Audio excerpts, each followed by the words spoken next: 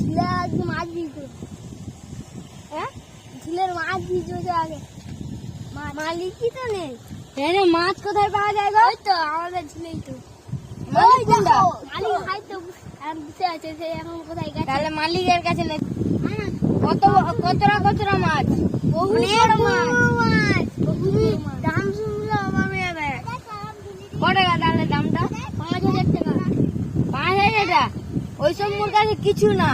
চলো এই ঝিলটা কিনবো। ঝিলটা তাহলে পুরো 10,000 টাকা। চলো 40,000 টাকা। চলো তাহলে মালিকের কাছে চলো।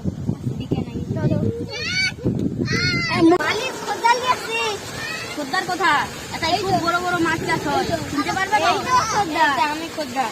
তা বলো কি কি মাছ নেবে? ও কাজলা, রুই, মিনার কাপ, ওইসব নেবো। পাল্লার দাম শুনছো তো? এক পাল্লার দাম 10,000 টাকা। তাহলে আমি এই ঝিলটা কিনে নেবো সব। ঝিল বিক্রি হবে না? তোরা শুধু মাছ বিক্রি করবো নিবে?